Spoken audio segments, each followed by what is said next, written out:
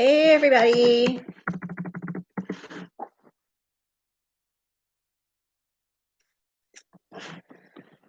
Okay.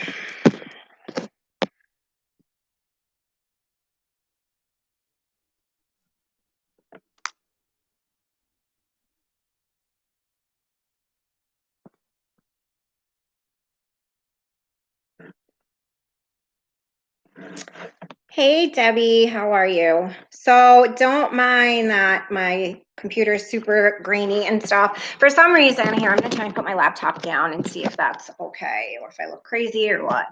So my YouTube won't let me use my phone for some reason, even though I have enough subscribers to be able to. So, oh, hi, everybody. I see you all.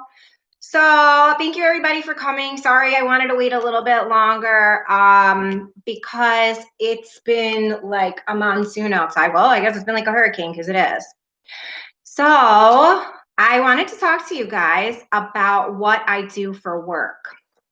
So I know if you guys like read my description box and stuff, I have all these like initials and weird words. I'm a CARC and a SERPA. A lot of people don't really know what that is.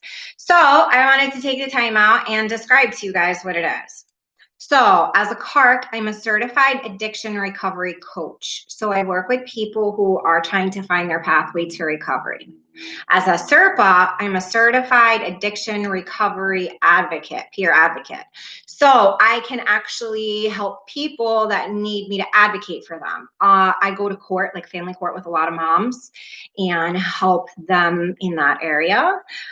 I help people with like DSS stuff, housing, clothing, food, baby supplies, like you name it. I try and help people because it keeps it fresh from me from when I was in that spot.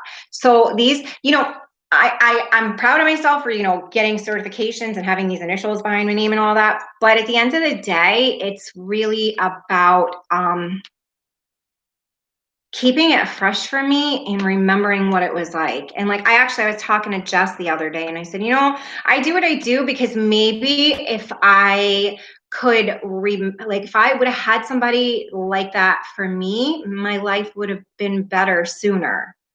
So I just try and remember. I also, as you all know, I'm a huge fan of Narcan, and I will train anybody for free. I've been doing a couple trainings for you guys via Instagram video chat, and then I'll mail it out to you. I'm actually going tomorrow. I was supposed to go last week, but I'm going tomorrow to go pick up more Narcan. I don't know. What do you guys want to know? Ask me any questions. I started kind of doing this on a whim and peer pressure from Jess. But I don't know. It's kind of like therapy for me. I get to say all my stuff and hopefully it'll help somebody else. And I don't know. It helps me. Yeah, it does. It helps me stay sober. It helps me stay sober because, well, it just makes me remember, the things that I went through and how horrible they were. Like I was thinking yesterday, like after yesterday's video of like, intake day at Bedford.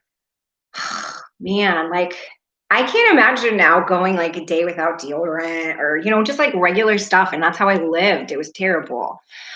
Debbie, what'd you say? Do you think that New York State is more forgiving to people trying to get back into the workplace after being accused of going to jail or a felony? Meh.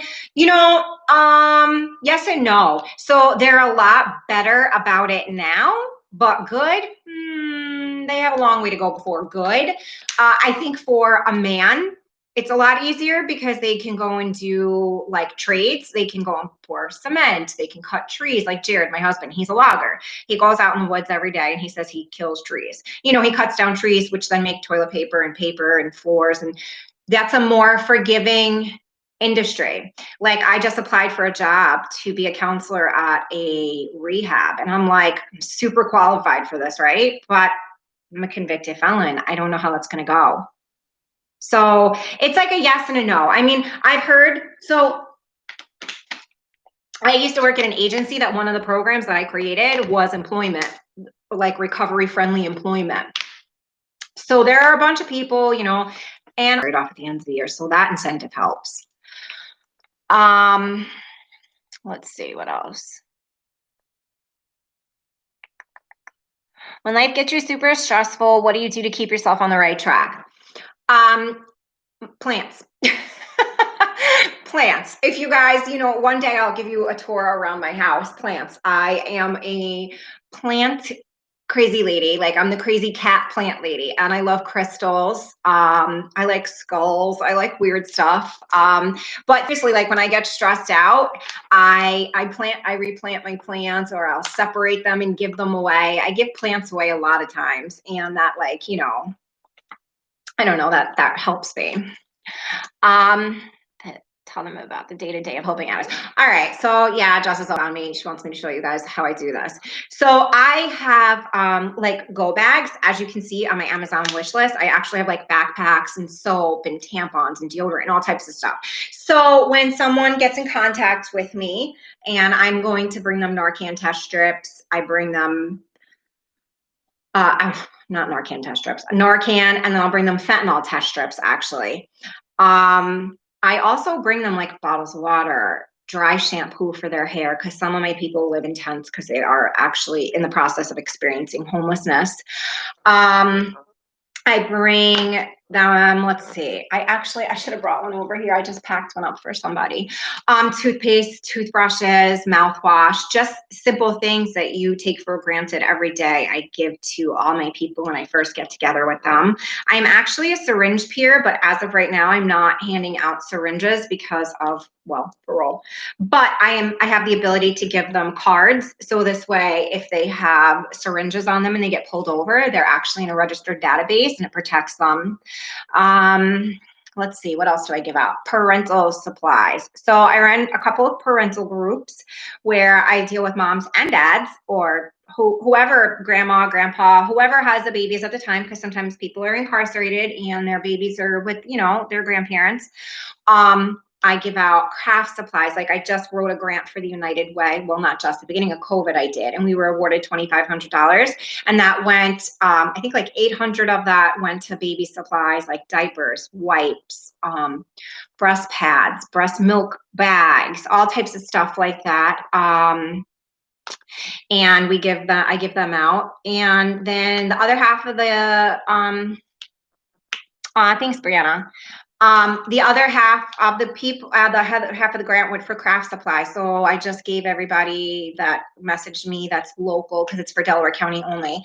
I just gave all their kids like craft supplies. I'm still waiting on more. So, just trying to, sometimes arts and crafts, like, I know for me, I like to be creative. It's like a bond, and it gives you something to work over. So what's better if you're a parent in recovery and you're having a hard time communicating with your kid? So you sit down and you color something together, or you build like a birdhouse, just things to give them a chance to be able to be together and, whatever. I'm not a hero, guys. I'm just a regular person. This keeps me sober. This is why I do it.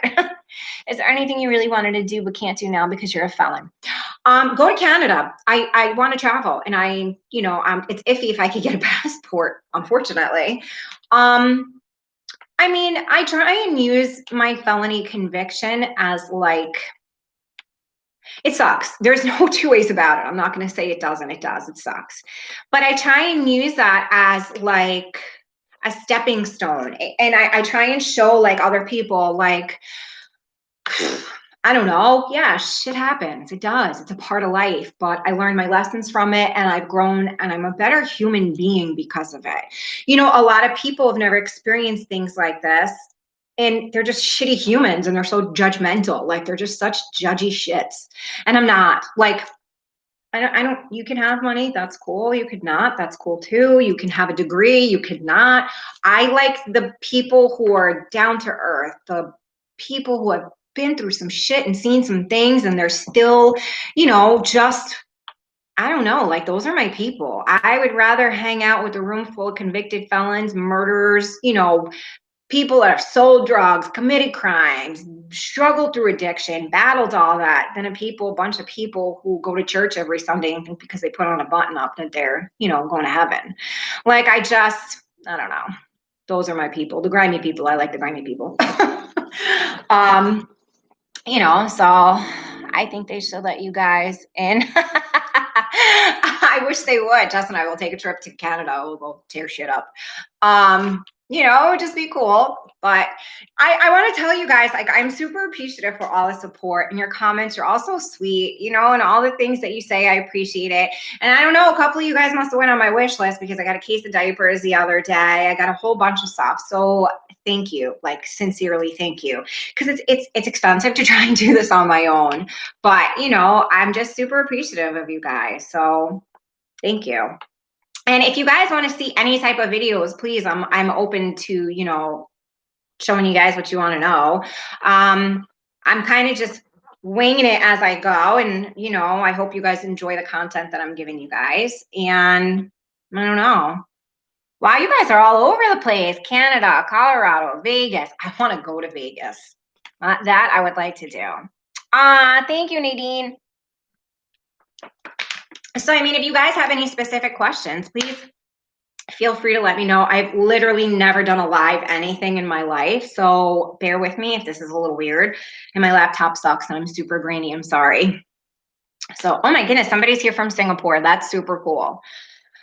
So, I mean, other than that, I do how Jess stole my cat. So that's funny. So Jess and I used to live together, right? And I had a cat named Mikey. I'm a cat person. I'm an animal person, just period. I like animals better than people. Sorry, but I do. Actually, here comes Lena strolling her little chubby butt in here right now. Come here, baby. So I had a cat, this orange cat, and he was a super cool cat. And Jess just said to me today when we were video chatting earlier, she was like, did anyone ever tell you I stole Mikey? And I was like, no, what? And then she started to tell me the story, and it's actually funny. Like, she was like, yeah, she was like, and then, you know, I went on the run and I told so-and-so to go take the cat, and they stole the cat and gave it to somebody else. Like, my poor little cat. But he was an awesome orange fat cat. What are you biting me for?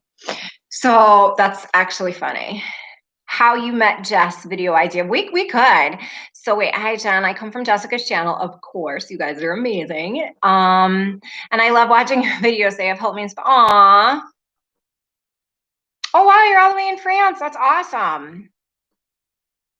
I'm sorry you don't have a lot of help. I just don't even understand that. You know, online is really a great tool. So if you are struggling, I mean, by all means, if you are struggling, oh, Lena just saw a squirrel. Sorry, she just tore her ass to the window. So if you are struggling, please reach out and let me know what I can do to support you, to help you. You shouldn't have to go through this alone. There's a lot of sites that are super, super helpful. So like there's Shatterproof. I don't know if you're on Facebook. But they're shatterproof. They have a lot of stuff that they offer. You know what? Maybe I will make up like some sort of something. Jess is gonna have to help me with this, where I'll put like a whole bunch of sites so you guys can have them in case you are struggling and you need some sort of assistance, where you can just reach out. And there's like a lot of hotlines that are international and stuff. So maybe we can do that. Can you make prison recipe videos too? I don't know. I'll find my niche. That's kind of Jess's thing. I don't know if I could live up to those expectations, guys. But one thing I do want to tell you guys, so August 31st is International Overdose Awareness Day. If you have purple, please rock it out. It is to show support of overdose awareness. Narcan, you can literally save a person's life. And I have used Narcan more times than I care to have, but it's support is the biggest thing, and stigma is the next biggest thing. So I feel like if we could just support each other, so show some solidarity, wear some purple, rock it out. I have purple hair. Me too, but it needs to be redone. It's super faded, like bad. So I just want to bring that up. So I'm probably going to do something pretty big for August 31st. I probably should start working on that since it's a couple days away. But yeah. So let me see if I miss anything. New Hampshire. All you guys that come from Jess's channel, you guys are amazing and I love you all. Like, seriously, I appreciate it. Jess has been after me for like months to do this, and I was super nervous to do it. And I'm kind of glad I did. It's fun, but it's also scary. But you guys have been super, super supportive and no one's been too mean yet. So that's cool. Oh, my cat. Sorry. This is her house. I just live here. Yeah, I don't know. You guys have any other questions? Thank you. I like my hair sometimes too. I need to find somewhere to get a haircut actually because it's jagged like this, not because it's a style. Because when I was in shock, my hair was shaved every 2 weeks. And this is kind of what happens when you have jagged edges from a razor. So I think it's finally kind of long enough that maybe I could go get a trim. But I got lucky because it kind of looks like a hairstyle, even though it's unintentional. So let me see. Yes, they are amazing, Jess. I would love that kind of video. I'm on Subutex, but my doctor literally doesn't care. Ugh. So why don't you join some like Zoom NA meetings? If you want, find me on Instagram, send me a message, and I will link you up to some cool Zoom meetings that I personally have attended. Some of them aren't NA, some are AA, but a drug is a drug is a drug, right? So just hop on. You might find someone, and that's the beautiful thing about Zoom right now.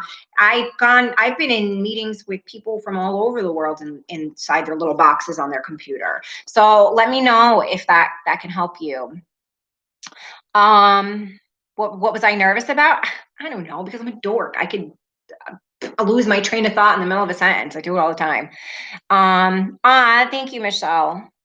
So,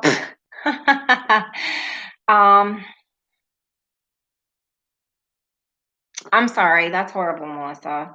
What's my zodiac sign? I'm a Libra. Can you tell? I'm all over the place. I'm always trying to find balance.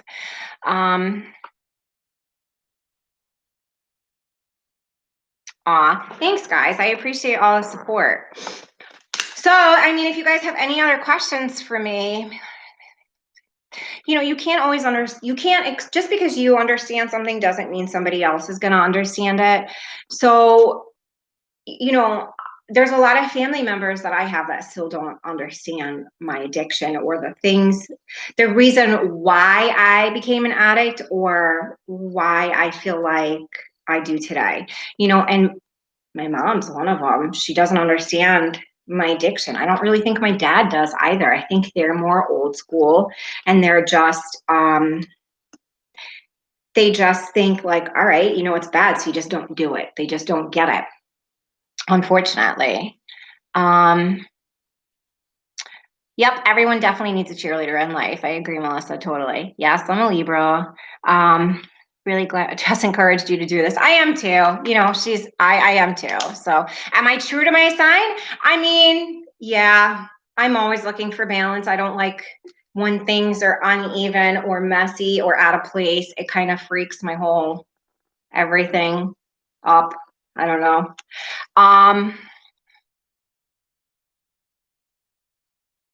Wow. So yeah, if you guys have serious questions like this for me, like for what's her name? Brandy Lee, like message me, find me on Instagram, and I will do whatever I can to help connect you with services. You just support. Will I ever have Bella on my channel? At some point in time, I'll have her on my channel. I'm hoping to surprise you in a couple weeks and be able to have Jared on my channel. Actually, we are waiting on the final approval from parole to have contact. And if that's the case, you guys are in for you guys are in for a surprise because he's a treat. So let me see. What advice would I give to family members of addicts? Oh, it's always tricky. So for family members of addicts, it's hard, sucks. So unfortunately, I am not only an addict, my husband also is an addict, and one of our sons as well. So I have seen addiction from all angles, and then I work with people who are in recovery, who are active addicts, all that. Just you have to protect yourself. So at some point in time, you definitely have to take a step back and I'm not ignoring you, but I am. Okay. So you have to take a step back and you kind of have to protect yourself because you will become addicted to the chaos as well. At some point in time, you have to make a decision to walk away for your own sanity because they're going to do whatever they're going to do, no matter what. Like, no matter what they, you can say anything you want to them, they're still going to make their own decisions, bottom line. Like, all right, so I'm going to put our business out there. At one point in time when I was sober, Jared had picked up and drank a couple of times. And it became a really sore spot for us. And literally, I was like, you know what? You're going to do what you're going to do. And he was like, yeah, you're right. He was like, and I'm not going to do this anymore. And thank God we have the type of relationship where we were able to be really open and honest with each other about it. You know, he almost, at first I didn't know, and he literally ratted himself out because he wanted me to know because he didn't want to go back down that path so deep. You have to want to change. No matter how much someone loves you, if you don't want to change, and nothing's ever going to happen. You know, I mean, it is what it is, and you just have to love them sometimes from a distance. That's like the best advice that I could give. Like even Jess and I, when we talk about people that we're both mutually friends with and stuff, you know, she knows you have to love some people from a distance because sometimes if you don't preserve yourself, when they finally wake up and realize what they're doing and get their shit together, you're not going to be there. Oh my God. I was under the impression that Al-Anon suggests setting boundaries and working on one's own steps. Yes, you're under the right impression. You do. Boundaries is a huge thing, especially when you love someone who's active in addiction because they will bring you down with them, you know? You're a slow typer, it's fine. um, Definitely the part of my life where I stepped back and cut myself out. But my younger sister still lives at home. She's a young adult, so I'm still, well, you know, I mean, and that's another thing. Just because you're at the point in your life where you've set boundaries and you've backed out of that situation doesn't mean she is. You know, we all take our own time. That's our process in life. That's how we get to be comfortable and be where we are. We have to do it on our own time. Just shut up. I'm doing things you are saying, all the things, but I feel like I'm not doing enough. You'll never, okay. So, girl, let me tell you this right now. When you love somebody and they're active in addiction, you will never feel like you are doing enough, ever. Never. No matter what. Because they will all, you will never be more than the need for their drug, you know, and that's it. That, I mean, whatever. Oh yeah, how I met Jess because I needed some drugs and somebody was like, oh, this chick has some, and she literally lived, I don't know what, half a block.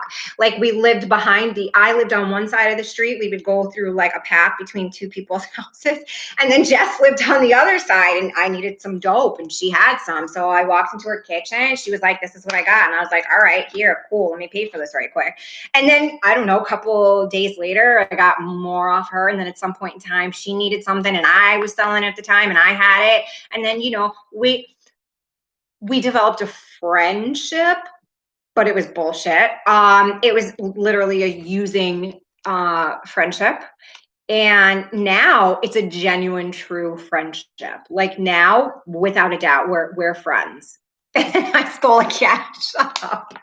She didn't technically, I mean, I don't really know if I would consider that stealing. So I was locked up. So Jess and I and Randy, actually, the three of us ended up living together with God, I couldn't even remember his name today. This guy, I thought his name was Chris. It was Matt. Whatever, Chris, Matt. Meh. So she was staying with me, and I guess something happened between her and Randy. And then she went back. She was telling me to the house to like go get the like her stuff. And in the meantime, my mom was there like cleaning my stuff out of the apartment. And then she like, I guess Mikey the cat was there and he wasn't being well taken care of. So she took him. I don't think you stole him, girl. I was locked up, but whatever, right? Alfred, whoever, some guy, you know, meh. So I don't know. But he was such a cool cat. Like he really was. He was so cool. She said, "That's okay, Justin." But yeah, I mean, we've come super far. I mean, sometimes I like we say to each other like, "Can you believe we're even like on this part of our lives, and here we are, still friends? Like, hey, and now we're actually true friends." Thank you so much. I know what it's like these things, but I feel like hope. Of course, you feel helpless in this situation. That's what these situations. Literally, that's what they're designed to do. They're designed to make the addict feel hopeless, and then they're designed to make the people who love them feel hopeless. Like that's why now, like a lot of people in my industry will refer to themselves as hope dealers because I am that's what I deal out now. That's what I'm selling. I'm selling hope because if I can do it, so can you. I mean, I literally did some real shitty, low life, grimy things in my past due to my substance use disorder. And now, like, here we are. So yeah, I deal hope, you know?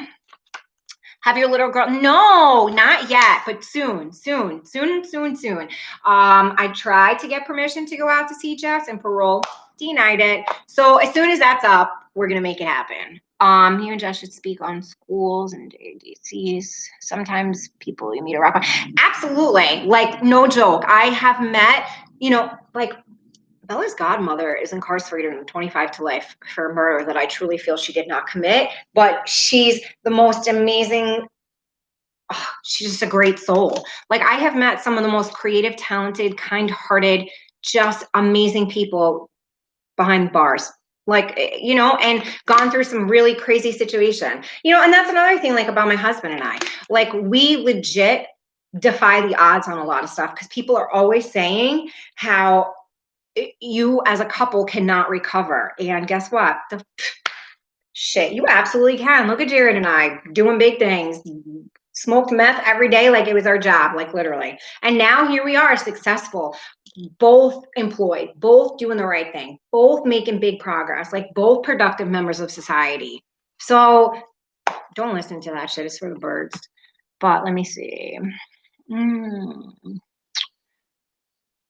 Yeah, it's just as hard loving someone who is an addict. It truly is. Oh no, girl, YouTube is not a source of income for me. Jess and I were just talking about that today. I'm way far from that. When do I get off parole? So yeah, I would love to do a collaboration with her in the same room too. So I am supposed to get off parole. So I had a merit date this June that I did not make. I'm not really 100% sure why, but maybe one of these days I'll find out. So supposedly my next merit date is Christmas Eve. So please pray for me. If you pray to whoever you pray to, whatever you do, because I'm tired of being on parole. I would like to be out past 9 o'clock at night. How did Jared and I meet? Everyone keeps asking that. And I kind of wanted to wait till he and I can do that together. But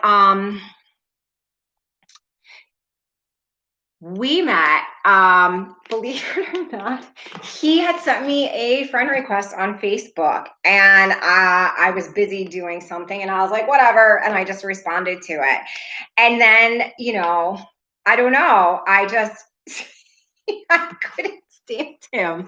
So that's how we met. But I mean, I will wait until he's with me because he adds so much to the explanation of it.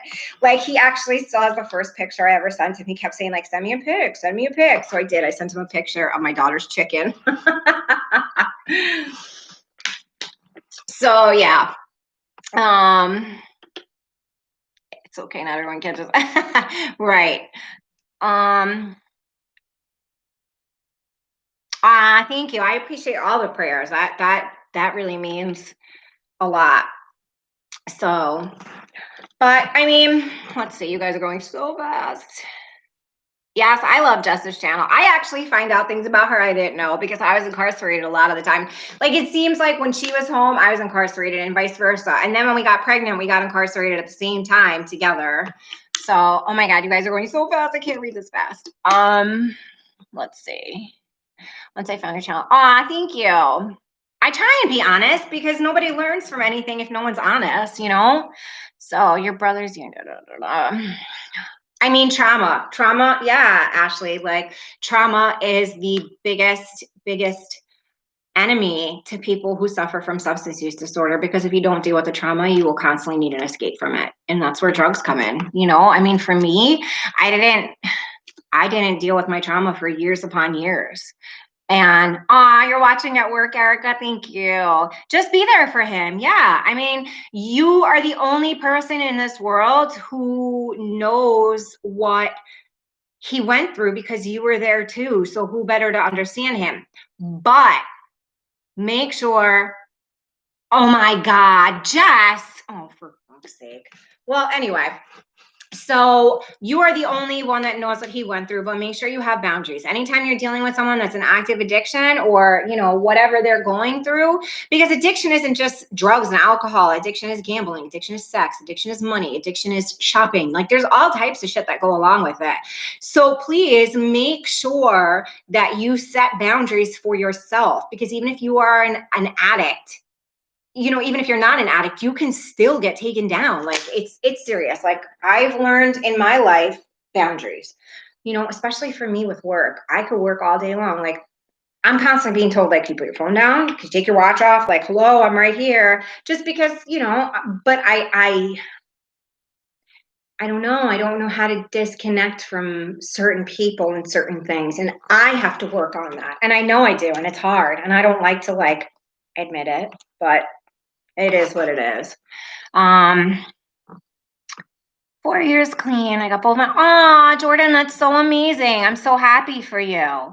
Isn't it a great feeling? Like, for real. Like, I literally, okay, so when I was getting, when I got arrested and right before that and all that, I had CPS in my life. I mean, everybody and their mama could tell at 83 pounds that I was, killing myself. And I now literally work with CPS to help my parents. They're not really my parents, but my parents in my circle. And like, when I walk into a courtroom with them, or I help them, say the proper things to their workers and stuff like that, they're like, wow, I can't believe it. Like, this guy who was the investigator on my CPS case, he was like, I'm so proud of you. And I was like, wow, thanks. Like, that means a lot. It's just such an amazing feeling. So Jordan, kudos to you, girl. You got a year more than me. Keep it going, girl. It's amazing. Oh my God. Shut up. Oh, Christina, you have 4 years too. Good girl, man. That's awesome. So yeah, so today Jess and I were talking, because it seems like that's all we do instead of working these days. And I literally at one point made an appointment for the doctor, because I was like, oh, my thyroid must be acting up because I have Graves' disease, right? Because I was 80 something pounds smoking meth every day. Like, I actually went to the doctor, okay? And literally went and got an ultrasound of my thyroid, because that's why I was so skinny. It couldn't be like the freaking 8.5 balls of meth I smoked throughout the day, all day. But I was like, nope, I'm sick. It's not my substance use disorder. It has nothing to do with the meth. That's, okay. Like, literally, this is how your brain acts. Like, I literally, as I'm sitting in the freaking parking lot smoking meth before I go in for my sonogram on my throat, okay? Dude, hello, what? And then I actually turned to Jared and I'm like, should I leave my purse in the car in case the security guard wants to go through my purse? Bitch, what security guard is ever going to go through your purse in a hospital? So literally, I left my purse with my little mini travel meth pipe and a gram of meth in the car so no one would search my bag. We don't even have freaking security guards at the hospital in Sydney. Like, what? Delusional, okay? Me and Jess were laughing about that earlier. But these are the things you rationalize in your head. I mean, or I remember one day I said to Jared, I was like, I had a zebra striped blanket. And I looked over and I'm like, those stripes are moving. I know they're really not moving, but can we turn the blanket around because they're moving? And I was like, I need to go to sleep. Literally, it's called the hospital. I don't even know what, maybe it's Bassett.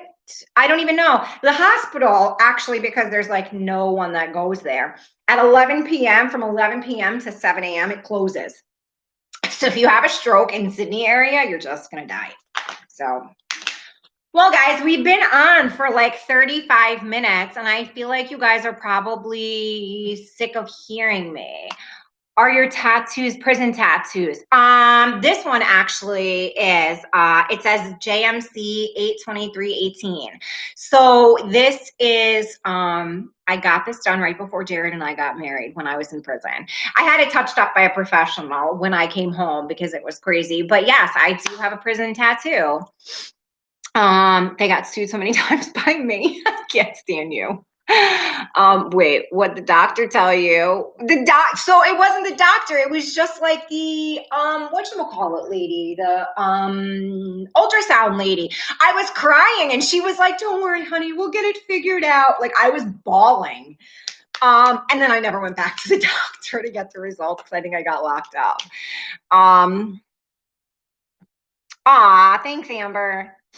So, I mean, they were cool. They were just is the ink, toothpaste, and ashes. No, this was actually we got charcoals into like stencil with, so we would get them, grade them up, and then I think we added a bit of shampoo actually, and then like a needle like inside the back of a pencil eraser, and you put like a string around it and stuff like that. Never sick of hearing your stories. Oh, girl, I'm sure you will be. So I love Australia. That's like one of my bucket lists, you know, to go and visit before. Maybe they'll let me in. I don't know. As a felon, my list kind of got smaller. So which is why I don't have prison tattoos, whatever. So I have a fun personality. Oh, do I? Don't you worry. I'll be whipping out some fun stuff for you guys. Thank you. So I'm going to end this. And thank you all for coming on. If you guys have any like questions or, you know, just have some things you want to ask me in private, you can get my Instagram link is in my description. So you guys can hop on then and take care. Bye guys.